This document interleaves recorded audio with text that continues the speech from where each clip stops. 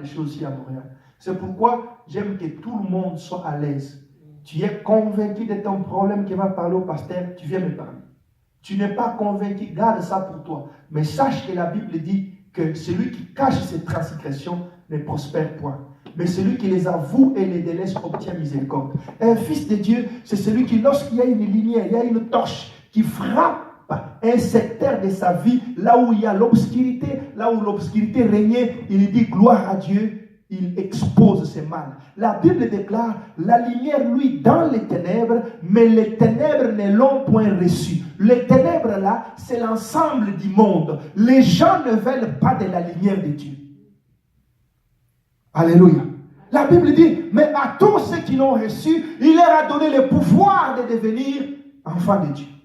C'est-à-dire que cette lumière ici, qui éclaire nos vies, qui chasse les ténèbres, ce n'est pas une lumière ordinaire, c'est une lumière de la vie. Lorsque les gens refusent cette lumière, ils refusent cette vie. Alléluia. Amen.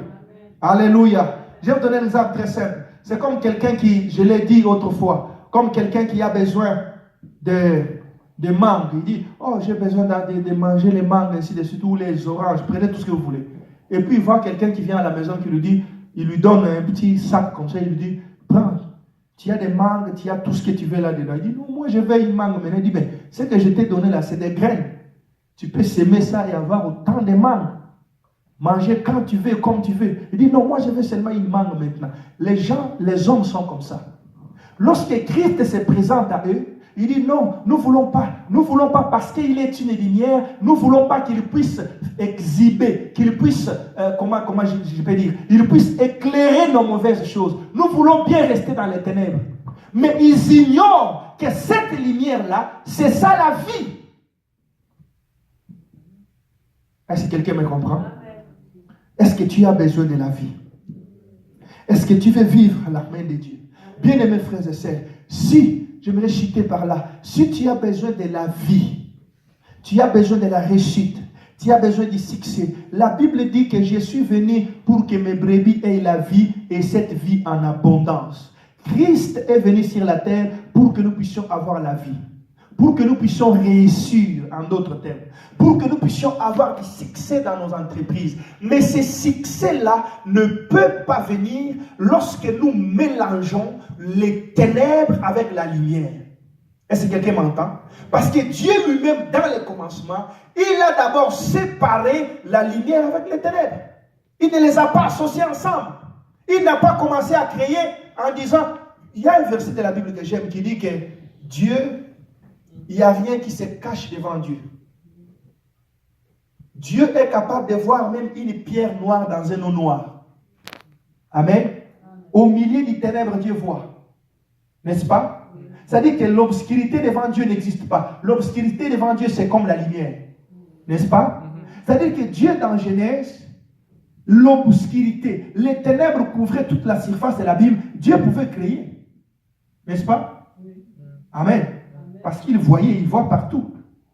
Mais pourquoi il n'a pas créé? Pourquoi il s'est assuré que la lumière soit là?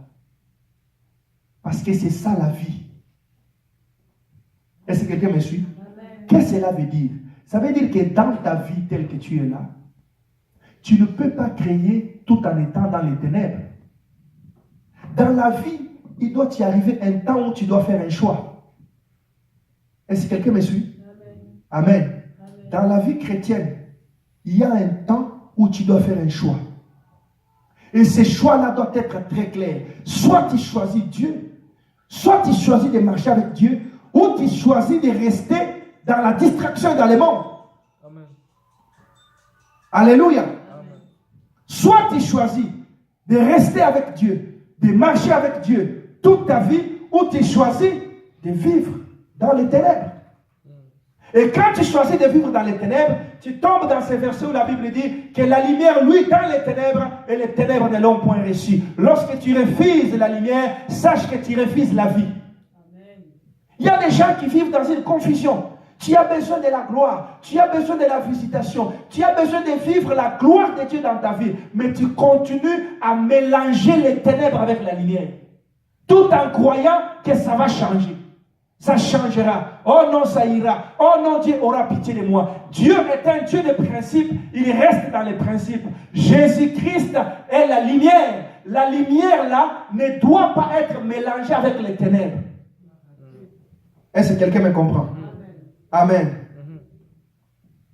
Je conclue en disant ceci. Tu veux vivre la gloire de Dieu? Le chemin est très facile et très simple. Reçois Jésus dans ta vie. Alléluia. Amen. Reçois Jésus dans ta vie et décide de t'offrir tout entière à Jésus. Amen. Amen. En dehors de ça, il n'y a pas un autre chemin. En dehors de ça, il n'y a pas une autre voie. Tu ne peux pas vivre la gloire de Dieu si tu décides de marcher avec Jésus tout en gardant les œuvres du ténèbre en toi. Ça ne marchera pas. Pour que la gloire de Dieu se matérialise dans ta vie, tu as besoin de la lumière de Dieu dans ta vie. Et tu dois absolument séparer cette lumière avec le ténèbre et les œuvres du ténèbre.